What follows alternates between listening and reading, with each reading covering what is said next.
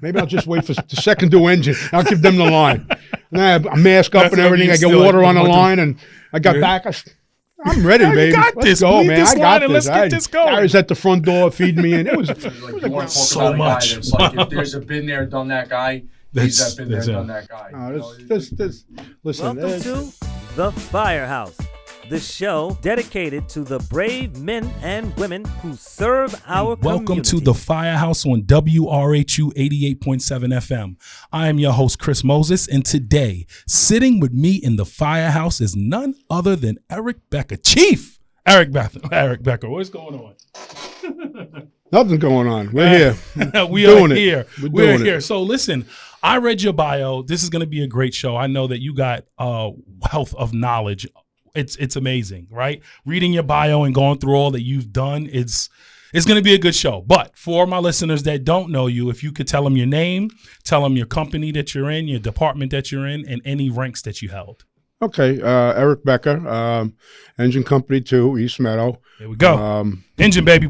Yep. I served as chief of department 3 times. 3 times? 3 times, wow. yeah. So you're a little bit... Yeah, things very loopy. Yeah, very so loopy. You're crazy if you do it twice. But 3 times is... Yeah, well, we only do 4 years. So okay. Like after I did it the second time, a lot of guys in the battalion, the other chiefs, you're nuts, you're nuts. I says, listen, it's 8 years. I says, you guys do 8 years all the time. I says, the guys that do it, serve 2 years in each term. So, yeah. And I guess when I did it the third time, then it was... it was on-set dementia, for sure. All right, so East Meadow. So let's start from the beginning, right? Let's start from the beginning. What makes you want to be a firefighter, like from the beginning? Well, it's funny, and I've told this story before. My father moved us out here in 1968 from Brooklyn. Okay. I've always had a fascination with the fire department, and in Brooklyn, where we lived, right up the corner was an FDNY house, and when I was old enough to walk up there, you and went over there. Yeah, I never really popped in, but just always had an interest in it. Yeah. I remember we moved here. I was about 8 years old. We were coming home from shopping. We were at Modell's. We passed Station 2, heading towards our house, and my father turns to my mother, and I'm in the back seat. Says, "I'm going to join the fire department." Okay. Fire department. I was like in the back, and our neighbors were fire department, the Woods. Doug Wood actually was a captain of our company, and his father was an ex-captain in the company. His brother later joined. Actually, some people on the air might know Dougie. Dougie retired as a supervisor out of Firecom. And my father joined. I remember when he was getting interviewed, I was sneaking down the hallway trying to listen. Remember who came? And then I started hanging out next door by the Dougie. My father wouldn't take me in a car, so I would hang out by Dougie Wood's house, and they would put me in a car, getting his fastback Mustang, and head up to the firehouse, and I would straighten all the guys' boots out and the shoes, and watch the firehouse while they were out. And then obviously I became a junior, and so I was going to ask. So East Meadow has the juniors. We had a junior program. I think at the time we called it the Explorers. Okay. I joined them, and so excited, and the training, and then 1978, March 20th, 1978, I got my shot, and I became a member, Engine Company 2. Raced on the metal arcs. Back then we went to fires. Met some really great guys. My crowd that I grew up with, Bobby Hughes, Gary North, Frank Chacho, Michael Bauman, Howie Bart, that was our crew, and we were, we got it done. Got it done. It was just a great experience, So let me ask a question. I have to ask this question, right? Why didn't you join truck? Why engine? I have a couple of comments. I wanted to be a real fireman. He's going to start. I see it. I love it. Guys in the truck are just speed bumps for the engine to get over to put the fire out. Oh man, listen. We got some truckies watching this. So it really wasn't a choice. It wasn't really a thought. Is it because I was going to say your dad was in engine too? So at the time, before they built a new firehouse on East Meadow Avenue, the truck company was all the way up at headquarters. Okay. And I'm talking back in the 70s when if you weren't down the block from the firehouse, you weren't making the truck. Right, so it really wasn't even a choice. And I never even thought about it. It was just always an engine guy. That was what it was. So now you're in. You know, you're a Black Shield. You know, you're doing what you're doing. What makes you want to now go into that leadership role? Because you, I guess, you know, took the ranks, right? Lieutenant, captain. I was a lot like my father. You know, never wanted to be a captain, ever. And I remember the guys telling him, when you get fed up or you get mad enough, then you step up and you run for office. I did it really later on. Can I just cut you off really quick for our listeners that don't know when he says that you get fed up, right? And you're like, you want to run. What he means is you want to make change. Right. Like you get fed up of seeing the things that's going on. And you're like, you know what? I'm going to make this change. And that's when you jump in. You see who comes before you and say, well, what's going on? We made him captain, made him an officer, and you do it. And I did it later on. I would probably... Definitely more than 10 years. I don't know exactly. I'm trying to count back, probably definitely. So you were seasoned by the time, you came in there. Okay. Okay. Some guys that came before me, was a little bit of knuckleheads, didn't take the company in the right direction. And, and then you want to make change. And I always said, listen, if I make captain, I'm going to chief. And I did. I ran the first time. It was a 3-way race. Me, Anthony Messina, and Jimmy McHenry. Anthony Messina won by 2 votes. Me and Jimmy McHenry tied. It was a tough loss. I sucked it up and played my cards right and came back the next year and I won.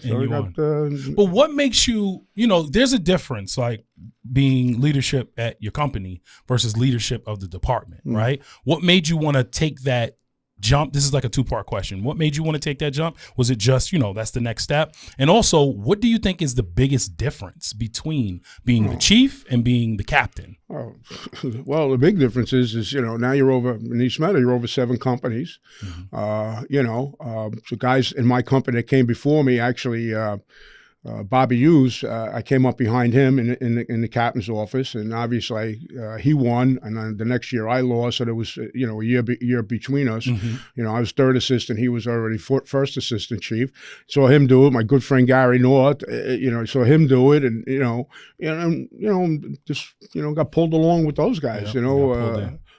Keep it going. When I got in as 3rd assistant chief, Michael Finkelman, God rest his soul. He was chief of the department. Bobby was 1st assistant. Anthony was 2nd. Probably, yes, people around. Probably one of the best chief's officers. Yeah. We were always together. We were always on point. You knew when the other guy was in the bathroom. I mean, we knew where Michael was. Michael knew where we were. We were together. If it was out after a fire or something, or out after a call or a training or a meeting, and we went out, and, everybody was with us. And, me and Anthony were like go-getters. Anthony was a Tasmanian devil. I was right behind him. They called us Hazel because we cleaned up the chief's office. They would make fun of us. Did you meet him in the fire department, or? I met Anthony in the fire department. Okay. I met Bobby in the fire department. Gary, yeah. Okay. Yeah, that's where I met everybody. Yeah, and it was just loved it. I learned from Michael Finkelman, who probably to this day one of the top 5, top 3 chiefs of the department, and he taught me the ropes, and Bobby and Anthony, we came up to the ranks, and it was there. It was what it was. I love it. So I got to ask you this question. Is this true? Because I've never made chief. So is this true that your company is usually the hardest company to deal with when you're chief? Is that true? I've heard absolutely. That every other company you could deal with, you can go with. Your company is usually one that is busting your balls the most and giving you the biggest problem. I wouldn't say breaking my shoes the most, because there's some difficult companies out there, but you hold them to a higher standard. That's right. You expect more from them. You lean on them harder. Yeah. And I'm very fortunate that Engine 2, they have your back. I mean, when my time, Bill Henderson, I was just getting in. Bill Henderson was going through the 2nd time. A company came behind him. Artie Spo was chief, and Artie Spo was relentless. Like, we turned on him. Like, God rest his soul, Artie, great guy. But he leaned on us real hard, and we were all, but we never turned our back on him. Whatever we needed, he got done. Bill Henderson, whatever he needed to get done, he would come to turn to Engine 2. Gary and Bobby and guys before me, Joey Lennon, all these guys, we supported them, and they supported me. So, when I was chief. I love it. And I love doing any interview from the Engine 2 guys, because as you know, I'm Brookside Engine 2 as well. So Engine 2 all the way, baby. Yeah. All right, so let's get into some stories Chief, let's get into some stories. I know you got some good stories for me. I know you got something. What you got? I don't. Because you, especially back then, I mean, everything from what I hear was burning left and right. Yeah. Oh. I heard going to a Signal 10, and before that Signal 10 is over, half of the crew is heading to another Signal 10. Yeah. I've heard those stories. It wasn't quite that bad, but I never kept track of my records. But, of course. when Bobby Hughes was chief, I was second assistant, and I think he throws out there like we had 17 working fires, not Wow. smoke showing, give me a can, 100 gallons of water, put it out. We had some good fires. And we used to go to Uniondale. Yeah. I'm gonna tell you something. Uniondale didn't make a move without us. We had back in the day, we had such a great relationship with Uniondale, and then there was the Hot Spot. I don't know if you ever heard about the Hot Spot. It was a bar on Uniondale Avenue. I heard of that bar. We all hung out there together, and we were going to Uniondale, helping them with some big fires. So Any good fires that you remember? Any good stories?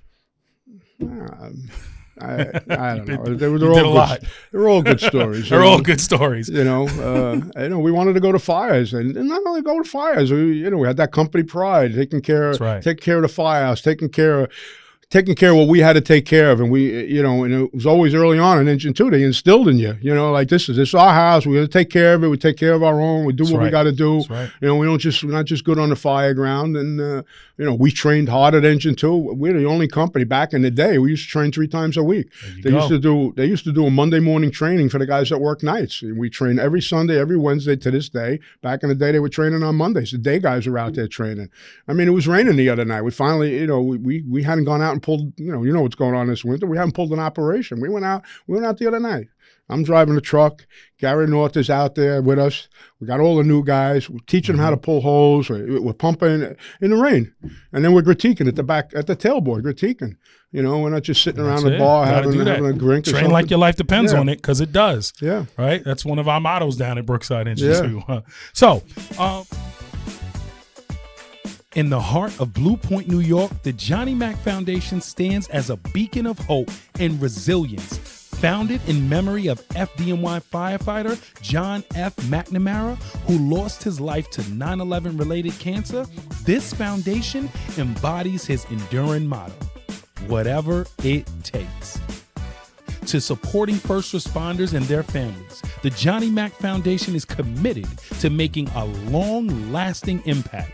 Join us in honoring John's legacy and making a difference. Visit at johnnymacfoundation.org to learn more and contribute.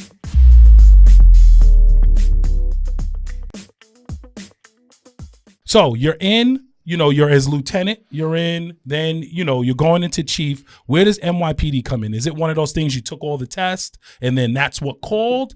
And what made you take that route? What made you take that route instead of FDNY? Why'd you go NYPD? Good question. So, like you said, took all the tests, took FDNY, got called for FDNY, but obviously I got called for the PD first, 1982. Got called for the PD, got on the job, had that big class in 1982, graduated, went to a precinct, spent about 4 years in a precinct.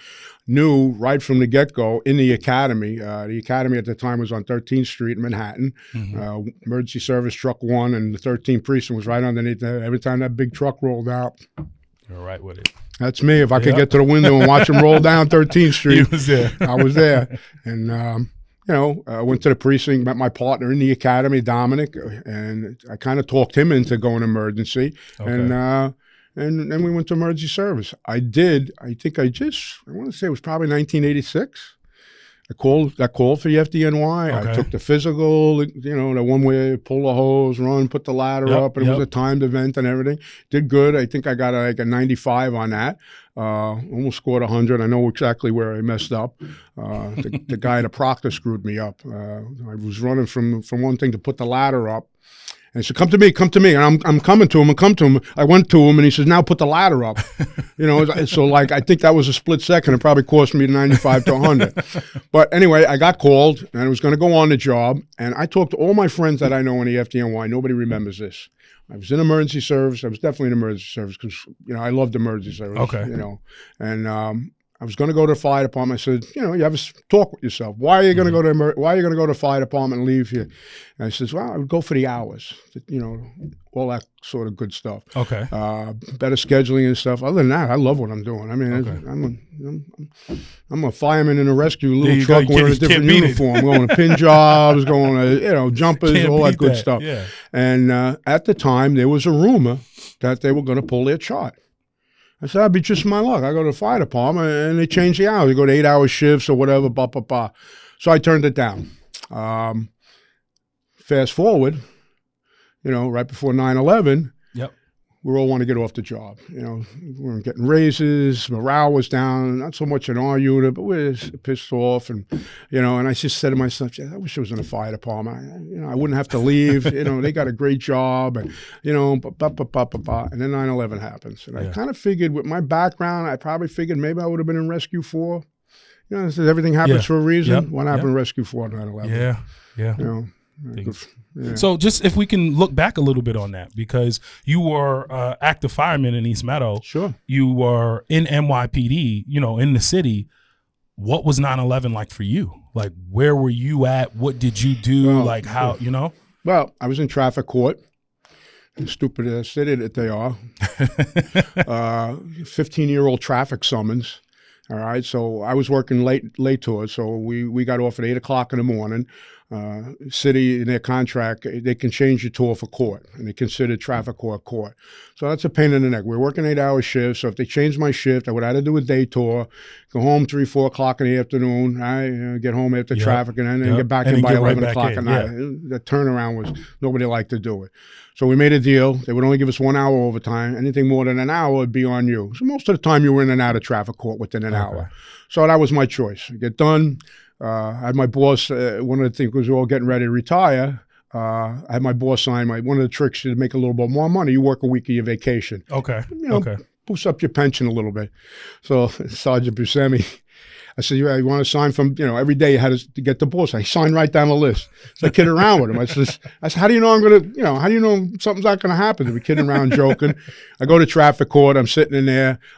Everybody that writes a moving violation goes to the same traffic, all in South Queens. Okay. Even Port Authority cops. So they have one of their guys that comes in and, you know, manages the court docket for the Port Authority cops. And next thing I know, I'm looking, and it's right on Rockaway Boulevard, and you're up on the second floor in the police room, and the windows are, you know, like panoramic, and your back is to, like, you know, Kennedy Airport, and you can see the skyline of Manhattan. I just happened to look over, and tower, flame. I'm now like, am I seeing this right? Yeah, I get up where I was sitting. I kind of walk past where the Port Authority cop was sitting, and like a smart guy, I say, hey, they blew your building up again. Puts his glasses down. He looks. He runs to the phone. Blah, blah, blah, blah, blah. A small commuter plane hit the tower. So now I'm looking. I'm saying to myself, I gotta be about 15, 20 miles away. The line of sight. I'm seeing flames blowing out. I'm saying, you know what? This ain't good. Yeah, this is not good. So now, because everything was going on, which was taboo, everybody had to turn their radios off. You know, some you know, line of duty coward in there that didn't want to be on the streets anymore. So I already turned their radios off, blah, blah, blah. So I turned mine on a little bit. I hear everything going, truck one going, who was my partner, Dominic, made sergeant. He was on truck one going. Okay. One of the first ones there. And then you put the TV on. So now I'm watching the tower. The TV's over here. Like, all of a sudden, out of the corner of my eye, I see the second plane coming. And actually, before when the first plane, I called back to work. Because usually what we did on a big job like that, or the outer boroughs were going into a big job like that, they wouldn't take the primary. Whatever job it had, you would take an empty car, or we called them a car, the little trucks that we drove around in, and you would put whatever equipment you would think you need for that particular job. So I called right back because I had an empty car. I said, you want me to come back? I got the empty REP. He said, no, stay there. And then we're watching the TV, the second tower hits, and then, you know, good night, sayonara. I ran back to quarters, and phone's ringing off the hook. A couple of guys' wives. Oh, yeah, they're not here. Blah, blah, blah. I called my wife. I said, I don't know, you see what's going on? I says, I'm not coming home. I'm going into the city. Not thinking what was going on. With that, guys started to come in, right? The boss calls now. He says, listen, you You there? I says, yeah. You any there with anybody? I said, well, my partner Keith Rivers is downstairs at the gym. I says, I'll go get him. And he said, well, get a car together. Right now, you're covering all of Brooklyn and Queens in one car, 2 guys, right? And so, like, what are you? And I don't want to say covering, but what are you covering when a situation like this is happening? Like, what are you? Are you there? Just like, what's happening? Listen, thank God nothing happened. But listen, pin jobs, 1013s, cops all called these to things help, are coming shootings, in, barricades, and luckily, nothing happened. And you know, I guess everything got handled. It was like almost. It's like almost crazy. Like there wasn't any other big jobs, and if they were going on, the cops on the street in the precincts and the bosses knew they had to handle it. You weren't getting emergency service. You know, dig in, John Wayne time. So yeah, and then my boss came in, Sergeant Kelly. He says, "Go to Little Richie's bus depot on Atlantic Avenue and ask him if we could borrow a school bus." He gave us a brand new school bus. We came back with it. We loaded it up. We stopped on Lefferts Boulevard and the Key Food there. We walked in. Listen, we're taking all your water. Everything. Yeah, everything. Don't worry about it. Sergeant Kelly gave him a shield number, loaded it up. Figure it out later. We got on the Bell Parkway and we got up with the caravan coming from Floyd Benefield. Floyd Benefield for ESU is where they keep all the specialty, the tank, the decontamination trailer. And we caught up with that and we're heading to Brooklyn. We figure we'll go right through the Brooklyn Battery Tunnel and we'll be right there. Now we got other cops with us, you know, from what I can remember, off-duty firemen, you know, everything, all in our convoy, and we're heading there. We get there, no good. Turn around. The other tower, the first tower just collapsed, and they weren't letting anybody in there. Yeah. Turn around. I think we went over to, can't remember, Manhattan Bridge. Now we're taking this convoy. We're seeing a column of smoke. We're seeing what's going on, and I think the second tower had collapsed, and now everybody's walking. Well, everybody from Manhattan is just walking over the bridge. There's no traffic heading towards Brooklyn. And, you know, we're making our way. We got down there probably about 15, 20 minutes before the second tower collapsed, after the tower collapsed. We were mobilizing by Stuyvesant High School. Everybody was, you know, nobody ever seen anything like this before. We were all scrambling to see what was going on. We were mustering up at Stuyvesant High School. On the way in there, Tito Perez says, he says, you know, one truck was there, and my partner, you know, I met him in the academy. We did everything together. We got married together. We had kids together. It's, you know. Anyway, I get there, and I see Dominic, and he's like a white powdered donut. Wow. Get him into thing, and he's sitting there, and they knew they had lost guys already. You know, guys didn't make it out, and then he starts difficulty breathing because he inhaling all of that. Yeah, he just got in time. He had a SCBA. He had a Scott pack on. He was able to dive under a truck and put the mask on, but he still took a lot in. They took him to the hospital, but at least I knew he was alive. And you know, that's a bad story. It was a lot. Sat it was around. Just a lot. There was more stuff we should have been doing, and you know. Let's move on. But it's just a lot. Let's move on. But it was a lot. Well, thank you for that. Yeah. Yes, let's get into that. So let's talk a little bit more about now. You're in. You know, you are chief. Is this when? On the side here, where the listeners you guys can't see, but we got Kurt over here. We got the other chief over here, which is his son. When does Kurt come in? Like, did you already run as chief, or? Yeah, he was the first time. He was born in '93, so I got in 96. So 3 times here. Yeah, so you know, towards the end of my first term, he was old enough to jump in a truck. He'd get under my feet when the radio went off, and kind of like I did with my father. He'd get in the car with me, and he'd go. A couple of times, Anthony, who was chief of the department, he had a young kid that was, you know, about Kurt's age, and every once in a while they do something stupid, get on the radio, start talking, we'd have to run out and take the radio from him. You know, I remember one call. It was actually at a member's house. Ex-Chief Kenny Clark's house. The oven went on fire, so we were first due. He's in the car with me, right? I had the spare car, was the old type Suburban with the barn doors. Okay. And I had the barn doors open because I was scotted up and everything else like that. Engine 2 ran in with the extinguisher. It was one of those ones where you charge at the canister, you hit the CO2 to charge the extinguisher, and the valve stuck open. So after they hit the oven with it, That's it. It didn't. They took the hand and it was just discharged. It's like Frank Basilico did like a football move under his arm, came out of And that, ran out. and now like sticking in the bushes. And you know the white that powder was It's all over the place. everywhere. I think somebody says, "Look at your son."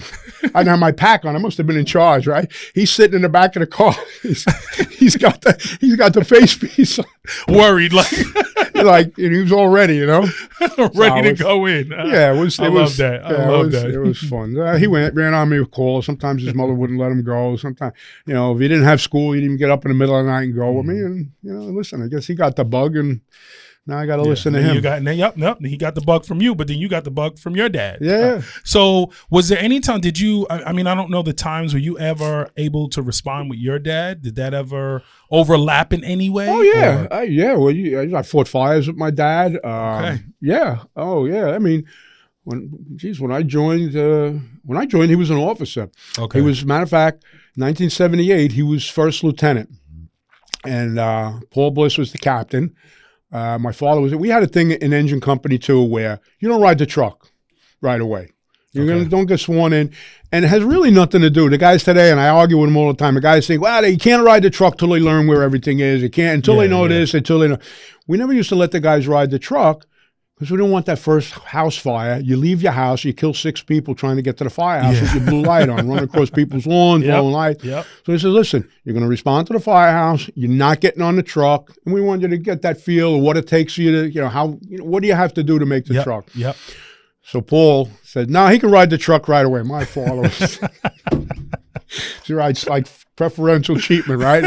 Had my gear picked out already, Had everything, yeah. So he was like kind of mad at that, but and then, But you did respond with him. You did go to calls and go to fires and everything like that. Absolutely. Like Backing up real quick, do you remember your first fire?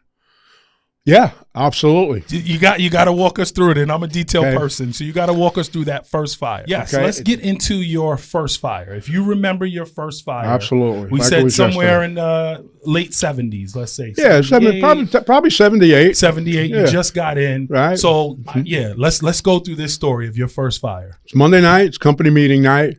Okay. Pager goes off. Everybody runs out. I make the truck. At the time, we had the old style Mac, right? Of course, you're a probie at this moment, right? Yeah, I'm probie. Okay. I'm on the truck. 4 guys in the jump seats. We put 10, 12 guys on the back. It's meeting night, right? We roll out, working fire. We were first due.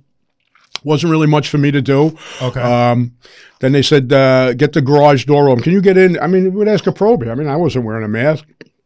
I remember a split level house. I went around the back, got in the back door, and got through the garage. They wanted the garage door open. As I come into the house, this big what's the real big dog? The real big one. It's a greyhound. Okay. Yeah. One of comes those, down the stairs. I'm like, and he was scared. He didn't know what to do. So at that moment, what do you do? Like, I grabbed him by the collar and I walked him out to the front. He didn't attack or nothing. He was like, get me out of here. Yeah. And I got the front door open, got a little smoke, got a little teary eyes, and that was it. We came back to quarters. We put the truck back together, and Andy, we had them with the Circle D lights on the side of the truck, and Andy Torrey gets up. We had it turned a certain way. Andy Torrey gets up to straighten it out, and he slips off the side of the truck, and his finger got caught on the wing nut, and he was literally hanging there. We were all signing in the book. He kind of got degloved his finger. We went over. We had to lift him up, get his finger off of there, take him to the hospital. So that was my first fire. Yeah. Wow. There we go. Yeah. It's funny how no one ever forgets their first fire. Everyone always remember all the stories, all the billions of fires, but that first one is always the one that kind of sticks in your head there. All right, so let's keep going. I have one question for you really quick. Sure. If there was one common myth that you'd want to debunk about firefighting, what would it be? One common myth that you would want to debunk about firefighting that you hear people say and like, that's not true, or it is true. What? They're a bunch of drunks. They hang around the firehouse. All they do is drink. They don't really do nothing. Listen, I'm not saying we don't indulge, but listen, the company's having a big party. They go out of service. We don't allow guys to get on a rig if they're not up to it. we hold everybody to the highest standard. Highest standard. There's most guys. And it needs to be said so everybody can hear it. Most guys know when they need to take themselves out of service. That's it. That would be the biggest one. Especially when you're out knocking on doors and fun. All right, well, you get more beer.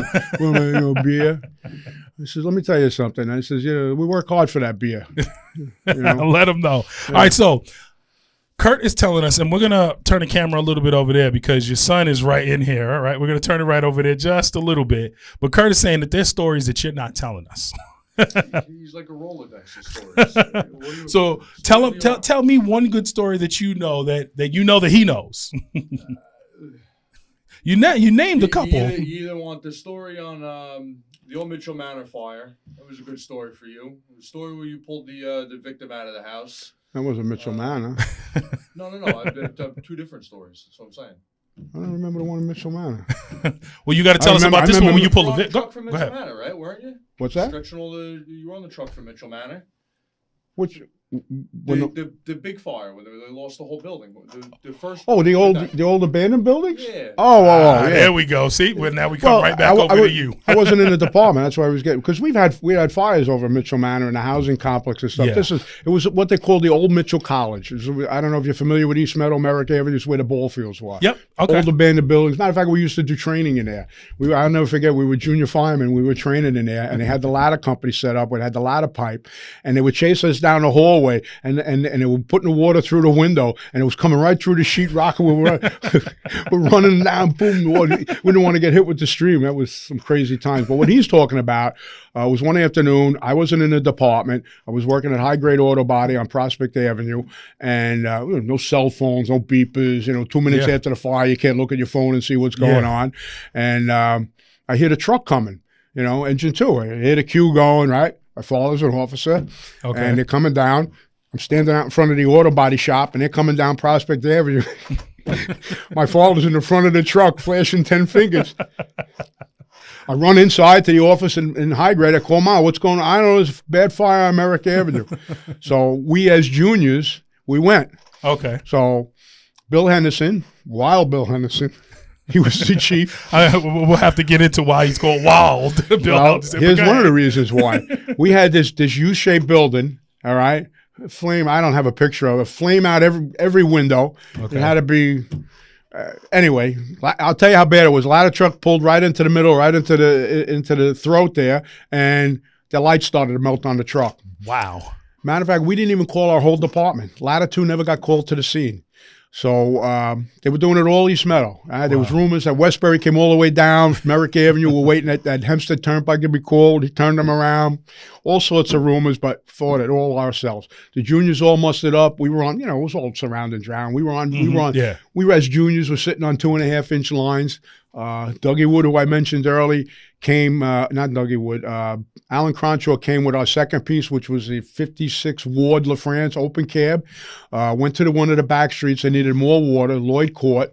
And we as juniors met him over there, and we had to stretch. We didn't have a large diameter hose. We had 3-inch. Stretched. We as juniors, we stretched the 3-inch through the rear yards out to Merrick Avenue where we, I don't know who we were supplying with that. I don't remember. And then we manned hose lines. Wow. Yeah, we manned hose lines, yeah. It was junior fireman. Okay. That's the fire he's talking about. Yeah, and there was another one he's talking about. I think you said he had a grab, right? Pull somebody out. How about that one? So, it's kind of funny. Kurt, we needed you here to pull these stories out of them. There we go. I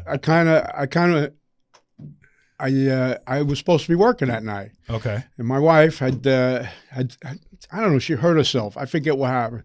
So she was like, I'm hurt. You never take off. Maybe you could stay home and help out. And sorry, it's not worth the argument. Call up. I take an E-day and I'm home. All right, kids are settled down. Boom. Call comes in. It was the night of the Sugar Ray Leonard fire. Kid was watching the fight at home with his friend. I guess they were smoking a joint or something. Mm-hmm. I guess the roach fell down between the couch, started the room on fire. It really wasn't that big of a fire, but the kids weren't home at the time. They had left out. The fight was over or whatever, and started the couch on fire. Started room and contents fire. Yeah, yep. The old man comes out of the bedroom from upstairs, gets to the top of the stairs, and goes unconscious. From all the smoke. from the smoke, Yeah. right at the top of the stairs. First two companies came in. We were the first two engine. We're stretching lines, getting the line to the front door, getting the water, and then commotion breaks out. The staircase was like right in front in the front door. Commotion breaks out. Firemen rolling down the stairs. They get the victim out. They drag everybody out. And now we get the line to the back, knock the fire down, and they're still screaming and yelling. There's somebody upstairs. So I left the guy on the line. I shouldn't have done that. Okay, The fire was out. I left the guy on the line, ran back to the stairs. I met up with two other firemen, and can't remember who they were. I said, let's go. We ran up the stairs. They went to the right. I went to the left. You know, When you did went the to search left, on my knees, on the bed, and she was behind the door, right? The door leading to the bathroom. unconscious or Unconscious. okay. I'm trying to get on the radio, which was always a thing. I'm trying to get on the radio, calling urgent, blah, blah, blah. And finally, and I was young and healthy at the time, and over the shoulder, and I come running out the house with her and got her down on the front lawn, and 14A, I forget who the medic was, came over, and they saved her. The husband passed away. Look at that. Oh, He didn't make it. He survived, and and you know. But did you ever get to see her after that? No? That's it, right? I don't know. It's just like going back to work, everything. You just save someone's life, and then you're like, I'm going back to work. And that's just the way it is. Yeah, you know. So let me ask you a question. Let's get in a little bit because you were, I think you said 20 years as an instructor, right? This year is 1998. So over 20 years. Yeah, like Over 20 years. 26, 27 years. What made you want to get into that? Is it just like one of those things? I have the knowledge and I want to be able to give it. I tell you what, when I took the test. You know, why shouldn't I? It was a nice job, a nice gig, and doing something you love, and passing on your knowledge. But I will tell you something. I got an education going out there. There was some great instructors out there that I learned from. I came out of a time where I was working midnights, and they brought all those new buildings online there. I was getting called out to we had to do all test burns, how they were going to set the buildings up. I was going out there every day, and Larry Quinn, Michael Finkelman, Brian Hickey, Donnie Haid, John Norman. Those were all the guys who were involved in the curriculum development, and I got to live that and work with those guys, and I learned so much. What I think I really learned, and to this day I pass it on to the new guys coming through, is you think you know something, and then you realize you don't know it. And when I teach the SCBA to the new guys coming out, I always finish up with the story. I says, I didn't fully understand this pack until I got to work at the fire academy. And I came on in jobs when, I came on the fire department when, we were burning, the departments next door were calling us for big fires. It wasn't until I got here, and I says, the reason why I was putting it on, 3 fires a night. Yeah. Off, on air, off air, right? And that's when I got so familiar with it. So I tell them, I says, listen, if you think you know this pack really good, you don't know it until you start using it for using real. it, and you're practicing and repetition and everything else like that. So, how do you deal with, as an instructor, especially this generation, the know-it-alls? Because you got it, right? You got this. How do you as an instructor deal with those know-it-alls? Because we see it. This generation is totally different from other generations where they're willing to listen and hear. These are like, I know what I'm doing. Like, no, you don't, buddy. But how do you deal with that as an instructor? Still, maintaining professionalism as much as you can. Listen, how do you deal with that? Especially, listen, in the firehouse, we deal with it one way. And, of course, out there, we deal with it a different way. You try to instill in them, you try to explain it, you add, listen, you stick to the lesson plan, you make sure you get whatever's covered in that lesson plan out. And then most guys try to add a personal story to it. Like when I'm torturing the Scott Pack, when they, they're sitting there and there's some, I tell them that story. I said, I had 18 years in the fire department when I got the job out here, I says, I thought I was very proficient with that. But you knew it all. Then I realized that, that I really got proficient in because I'm putting it on 3 times a night here and crawling around these buildings watching you guys. Then I really got proficient in it. So when I thought I knew it all, I didn't know it all. And if I'm teaching a building, I work with some great guys out there. George Healy, Deputy Chief, FDNY, Chris Iser, all these other guys, they're chiefs out there, and I learned it to critique. You know, Yeah. I learn from them, and they Wow. talk. You know, so I'm constantly learning. I tell them today, listen, when you think you know it all, you're nothing but a danger to yourself and everybody else on the That fire is the ground. truth. I'm That still is learning. the truth. You know? We're gonna make that into a sound clip. We're gonna put that out there. That's a smart one right there. All right. Suite, they're transforming emergency services with smart, easy-to-use software built by first responders for first responders. Their fully integrated CAD and RMS solution are designed around real-world operations because no two agencies are the same. That's why Ladder Suite is flexible, customizable, and built to fit your needs.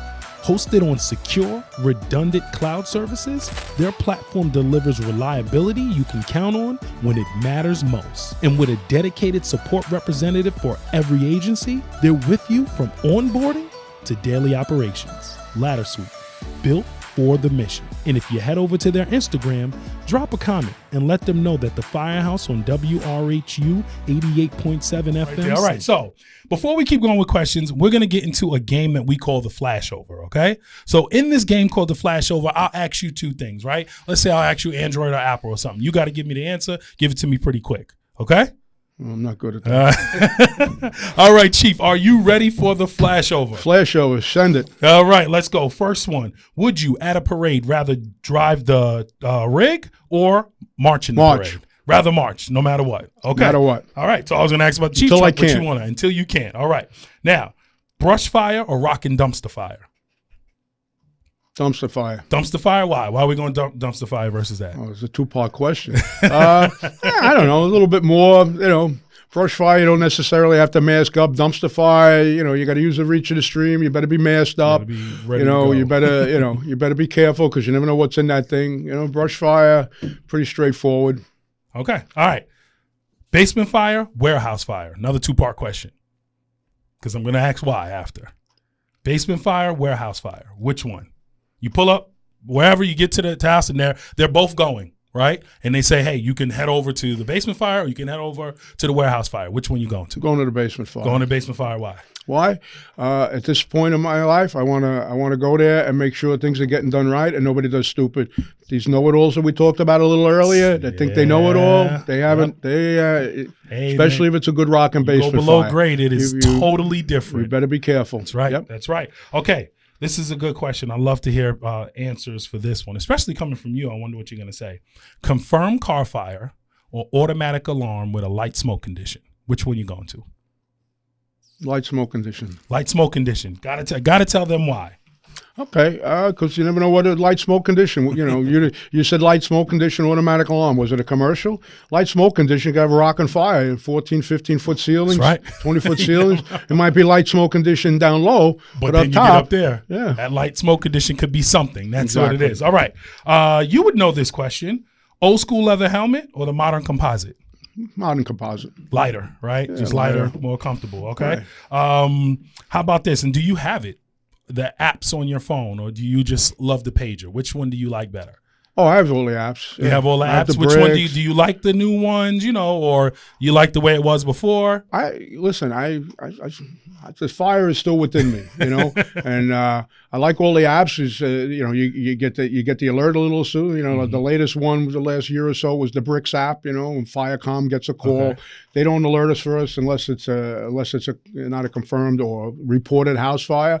So you get the Bricks alert. You know, you get a heads up on it. Get to the car. You know, you don't have to rush as much. You know, because the radio didn't even go off yet, and you're starting towards the firehouse. In the middle of the night, the Bricks goes off. Oh Christ, it's car fire, car accident, MVA, you know, and got my socks on and I'm out the door Ready to before go. the radio goes off.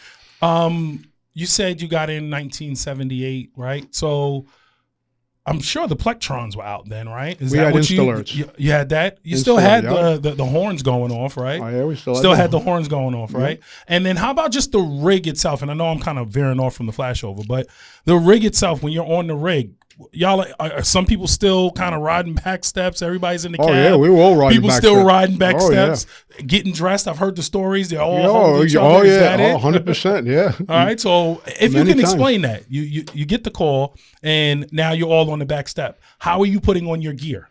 How are you putting your gear on? Explain that to the listeners. If somebody ran and got on the last minute, first of all, we're not talking bunker pants, right? We're talking hip boots. Okay, yep, right? Hip boots, coats, no hoods, no nothing, and you get on. So if a guy, come on, let's go, grab and go. Everybody, like you said, we'd put them in the middle, join hands, and and this is the rig going, I've seen guys screaming down the block at 40, 50 miles per hour. Yeah.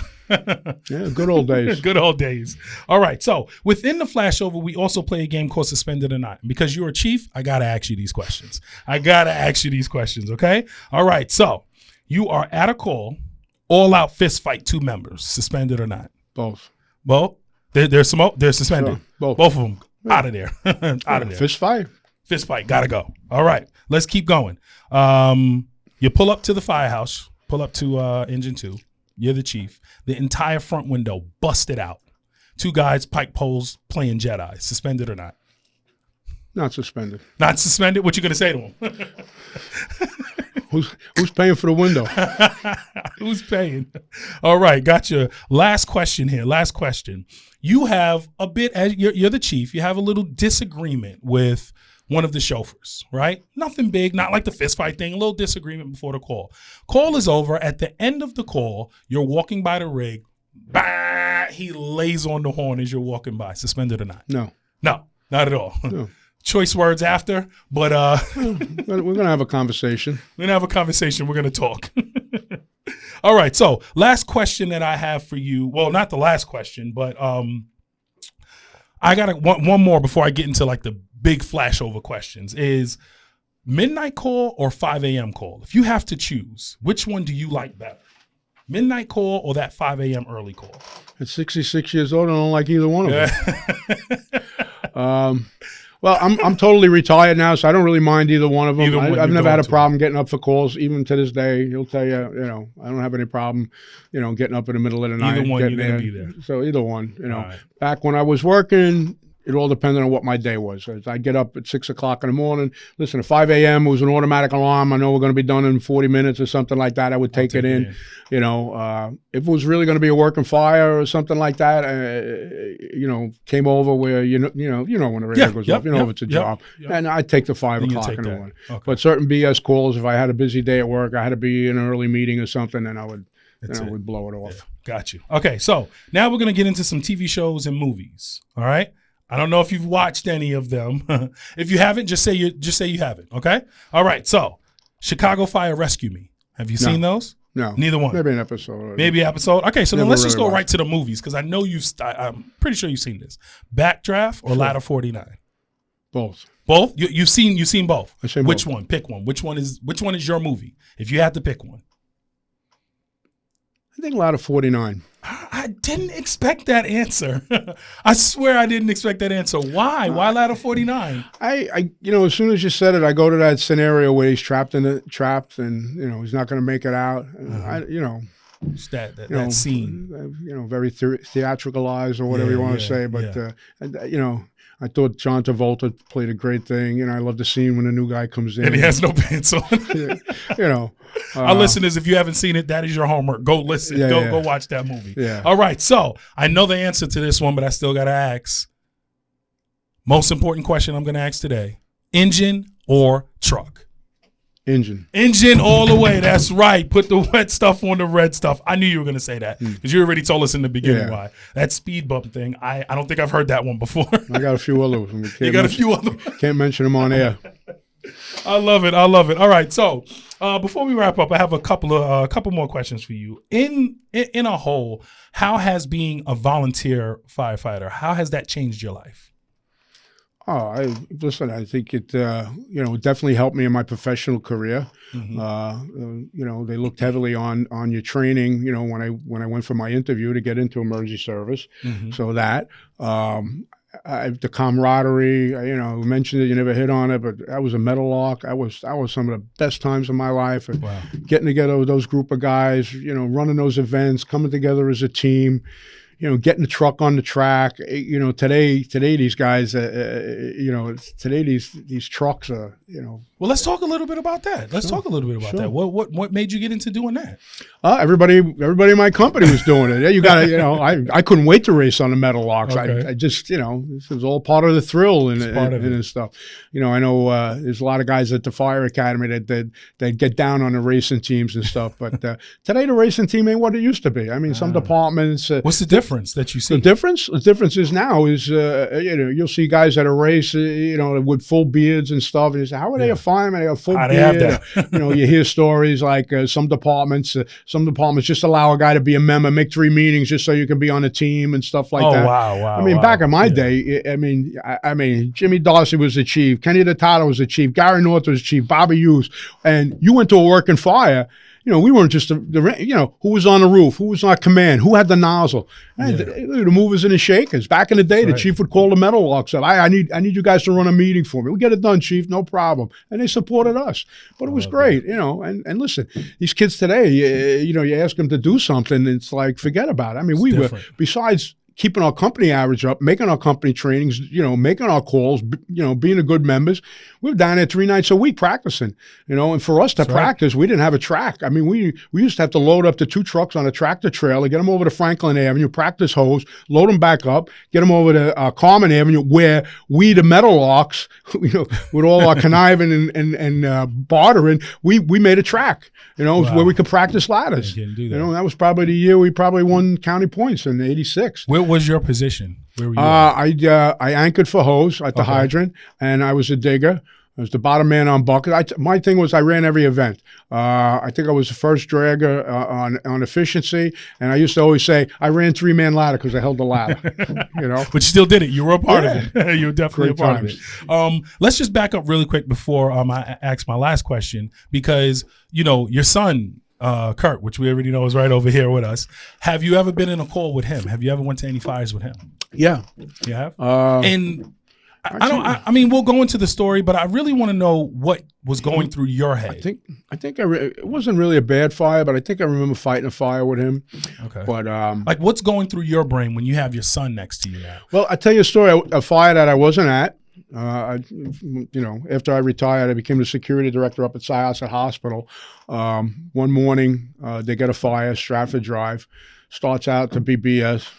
Truck company gets there, light smoke, signal 12, investigating oil burn emergency. Signal 98, first engine in, pick up a hydrant. Signal 10, signal 41. There we go. And I'm listening to this in my office, and I'm saying, I'm going to have to leave here and get my son and drag his dead ass out of the basement because I know he's there, and I know how he is. And, you're like, he could tell you about that worried. fire. And scared the hell out of me. Yeah. He was captain.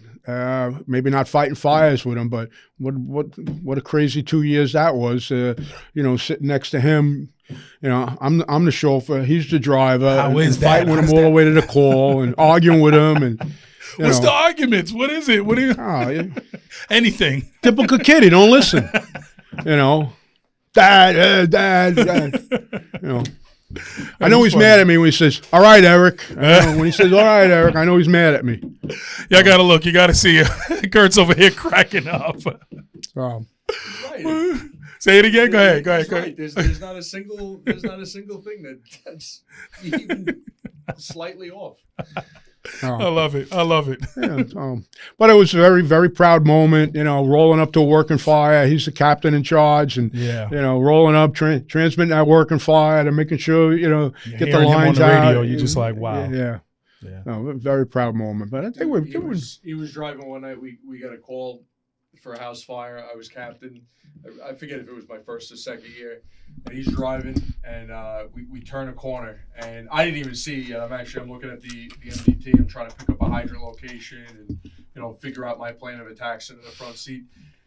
And we turn a corner, and I'm not looking up. I'm like I said, I'm looking at the computer, and he's, "All right, boys, here we go. We're going to work." And I looked up, and I see a glow in the sky, and he's yelling back to him, "Oh yeah, it's a job. It's right. It's rocking. It's through the roof." And getting up the block and then transmitting the fire, and It's a good one. It was a good one. It was a good one. You remember that one? Oh yeah, You remember that one?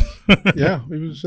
Yeah, I will say it was a very proud moment. He was good. Yeah. He was good up in that front seat, and not everybody gets up in that front seat and knows what they're doing, and kind of putting in his head what we're going to do, what Yeah. first do, and preparing the crew, getting the information. It was a proud moment. That's There's another fire during Sandy. My father had been sick. I was up to hospital with my mother. We left my father. I took her to dinner at a favorite restaurant, and a job comes in. I happened to be a family member's house. And now I'm at the restaurant, and I got my pager on, and I got it on, and I'm like listening, with my mother, is everything all right? I said, I don't know. And I could hear Gary North was the captain of the company. I knew he was there, and he was the nozzle man, and all I could hear, Gary, don't shut the line down. Keep the water going. Keep the water flowing. Keep the water flowing. I said, to Gary get like that on the radio, I said, this has got to be a bad fire. And it was. And I got there, and, he could tell you the story of that. Him and Andrew Carpentier, they dug in, John Wayne time, and they kept the fire from getting into the main body of the house. It was started as a garage fire with a generator in that power. Started in the garage, started to come through that breezeway, just started to get into the house. It was really up to him with the line and the other guy to keep it. What made it more difficult is in that breezeway, it was up a little bit, and they were like up, so they were up into the fire, and they were taking a beating. And I guess Gary could see that. Great fire officer, great chief. Great fire instructor, and to hear him saying on the radio, "Don't shut the line down. Keep the line open. Keep the." Because I guess maybe he felt if they didn't give them that encouragement, they might have gave up and backed out. Keep going. Back in my day, it would never happen. I'd die in that breezeway. There it is. Back in my There you go. Back in my day, I see where the argument starts on it. See? Now you get it. Yeah, we get it. Really quick, it's so much more that I want to ask, but I at least got to ask about the Oklahoma City bombing. You were deployed out there, right? We were deployed as a FEMA team. Yeah, so talk a little bit about that. All right, so the FEMA team, so when you become a FEMA team, it's all on you, not me. I mean, it's all on your agency. Yeah. So my corps, great guy, started off at Belrose Fire Department, great guy. My corps knew about FEMA or whatever, and he started, I don't care whoever you have sitting in this chair, I don't care whoever tells you, my corps is responsible for New York Task Force 1. Wow. Started all paperwork and everything, and you know what was going on, battle of the badges and everything. With no way police were going to do it without the fire department, which was fine, and everybody got involved. And so you have to get what's the word I'm looking for? They have to come in and survey you to see if they're going to make you a team. You get all people from all over the country that are involved with FEMA and the rescue task forces, and they survey you. So I mean, we had to actually call, they're coming to survey. A lot of companies would call up and we need oxygen and acetylene. Call one truck, bring your Hearst tool down here, bring this, put all the equipment together. And then anytime we did any kind of static display like that, we showed them everything, even things we didn't need that were on the list. Training records had to be gone over. We had to show training records, who has this training and everything. So we brought all of them. We showed them the tank. We showed them everything we had. We wooed them, helicopter rides. FD took them on boat rides, took them all over, wooed them after that. And I'll never forget walking out the door when we got the confirmation. The guys turned around and he says, I tell you what, if I go to war, I want to go to war with New York City. I'll never forget the guy saying that walking out the door. We got confirmed as a team. So still there's no money. No money. What's our first deployment? Oklahoma City. I was home already. I was working down at Floyd Bennett Field, right? They were picking the teams. And I get a call from Joe Amato. Now I saw what was going on. I building collapsed. It's Oklahoma City. Oh, we're going. I thought he was, guys joke around. Joe, I'm not kidding. So going. Pack this. And we had gone through some training, right? There was a fog manual and what to bring, how many pairs of underwear, handkerchiefs, this, that, and the other thing. Get my bag together, right? And now we got to put a cache together, cache of equipment. We don't have no federally funded money yet, right? You don't get that money until after we come back.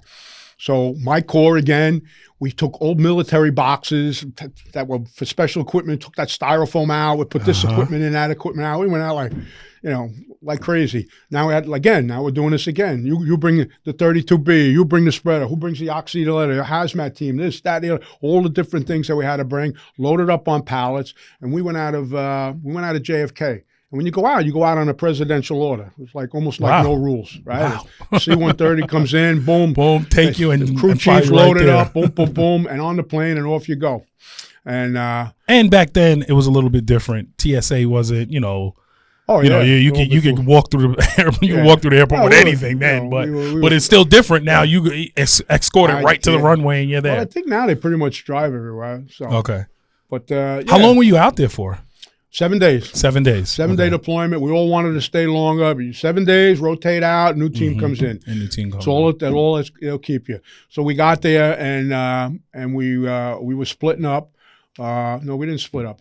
I think, well, the first day maybe. I'm trying to think. First day we did what they call a blitz. Everybody was there doing everything. And then now we split up. I forget what team was working days. Our team, New York Task Force, had the night shift, right? It was 12-hour shifts. You know, we'd rotate in. You know, they do the briefing, the two task force leaders, you know, what they got accomplished, what they were looking to get done. And we did that for the next 7 days. We'd come back at night, we'd go to sleep and, you know, sleep in the morning, get up, get something to eat, and get over there and work through the night. Right. So, yeah, All kind right, of crazy. cool, Yeah. cool. I got to ask, just because you had said it before about the hotspot, right?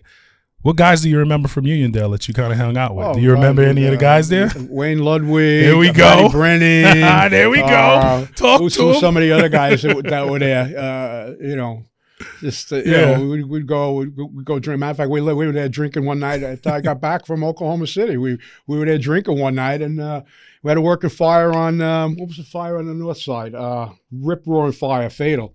We all left there to go there. Stephen Mark, where does Fowler live? Oh, Christ, what's the name of the street? Anyway, fire. We all left this Yeah. hot spot, ran out, big Ran out fire and up go. on the north side of town. Yeah. And like I said, it Some turned out good to be times. a fatal fire. But yeah, we got with all Good the guys times. over there. Good Matter of fact, times. Wayne Ludwig owned it with a guy from our department, Jimmy Martino. I forget who else. I think Matty Brennan had a thing, and it was a hot spot. And for two reasons. It was a hot spot? Fire, yeah. A lot of laughs, a lot of memories there. Yeah. All right. So, last question that I have for you is, if there's somebody that's listening right now that is, you know, in right now, maybe have a couple of months, or someone that's thinking about joining, what type of advice would you want to give them? No, listen, you get out of this place what you put into it. This place has been very good to me. You know, it helped me with my career, helped me get my job at the fire academy. These guys in my department, my company, they were always there for me. You know, there are some benefits out of it now. There's the low SAP, there's tax incentives if you're a homeowner and stuff. There's other things on the line and stuff, but. What I tell the young guys now, I says, I'm more afraid of the day that I can't do that. I can't do it anymore. And I know it's only a doctor visit away before somebody punches my ticket and says, you're done. So I'm going to keep going until that day. Keep going.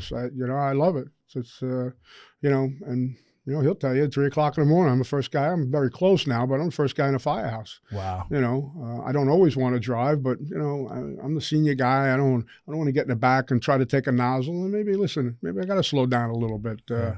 We had a fire when they were all doing the tunnels to towers. Curtis shaking his head no. He said, you're not slowing down. He said we had the day of the tunnel to towers run. All the young guys were out. It was Sunday morning, very short crew. We did a quick truck check and everything else like that, and a fire comes in. So who's driving? Bobby Hughes, chief of the fire academy, band leader, Nassau County Pipes and Drums. Their fundraiser, little plug. There you go, say it. By the time it's over, but it's fundraiser this Saturday, next Saturday rather. Next Saturday. No, not this Saturday, next Saturday, 28th. Anyway, he's driving, new lieutenant in the bucket, Jordan Serlin. I'm in the back. I'm a Class A. Gary North's no Class A anymore, and 2 probies. So we pull up, first due. We roll in the firehouse. We get a hydrant, and we pull a pre-connect. So made it easy. You don't have to pull too much hose. So we get to the back of the truck, and Gary says, "You get this line to the front door?" I says, "Yeah." He says, "You get the line to the front door. I'll make sure you get water." Happened to be an attic fire, all right? Get the line to the front door, and I'm like, now I get to the front door, I'm getting ready to mask up, and I'm like second guessing myself. And I'm like, maybe I'll just wait for the second due engine. I'll give them the line. And I mask up and everything. I get water on the line, and I got back. I'm ready, You baby. got Let's this. go, Bleed man. this I got line and this. let's get this going. I was at the front door feeding me, and it was a ground ball fire. It wasn't, it wasn't had to crawl around and look through. It was all up above, light smoke condition. Enough where you had a mask up. It was a matter for the, it was truck intensive. They had to get the guys in the truck to open up the ceiling. They finally found it, and we got water on it. I love it. It was, and I come out, I was like, man, still got it. They still got it. There we go. Kurt said you never slow it down. Never slow it down.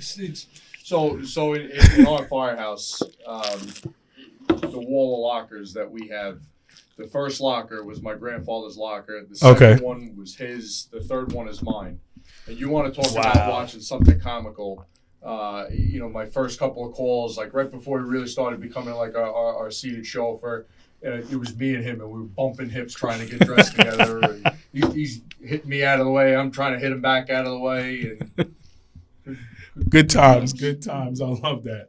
Well, listen, Chief. Thank you for coming down to the Firehouse. My pleasure. Right. Thank you very much. Thanks for having me. Just telling us all of the stories that that you had. So, how many years in a hole has it been though? Because we didn't actually say that. What's the number? 48 years. This year's going to be 48. 48 years. 48 years. So 40th, 50, we slowing down? What? I said 50. Are we going to slow down, or if we Not can if I do don't it? have to. If you don't got to, we're going into We'll it. see. We'll see. All right. I'm pretty sure they'll do some 50-year celebrations and stuff. 50, celebrating his 50 years is much different Yes, from it is. celebrating majority of some of the other guys that do. You look at, and I'm not trying to brag just because he's my old man. Yep. No. Yeah. But again, a lot of things that we didn't cover with Eric. He's hit the ground running since the day he joined. He's the first guy in my department's history to be chief 3 times. Out of all the guys that Three ran times. 2 times. Wow. Out of all the guys that went around for a second time, he's the third one to do it. He's on the training committee. He spent majority of his fire service career on the training committee. He was instrumental in getting our bailout systems implemented. If he's not down in the firehouse on a Sunday morning training with the guys, he's down teaching the new guys. He's going through probie class, and he's the guy that's pushing you out the window. His professional career, Task Force 1. He went to Puerto Rico. He went to the Oklahoma City bombings. Time into the trade centers. He finished out his career working in the trade centers. You want to talk So about a much. guy that's like, if there's a been there, done that guy, he's that been there, that's done that guy. Listen, there's a lot of guys that did just as much as me, and I was very instrumental in the training of the bailout. But the guy that brought bailout to East Meadow and got it off the ground is this guy Chris Gerver. We lost him because he moved upstate. He's the captain of the ladder company. He spec'd everything out, harnesses and everything. I had some input, but he really did a great job. Obviously, my rope experience and stuff and that and rappelling and all that stuff. I kind of took the lead on that, but but there's a lot of guys. Listen, Gary North's going to get his 50. Might have to just send me that picture so I can display it, so I can show.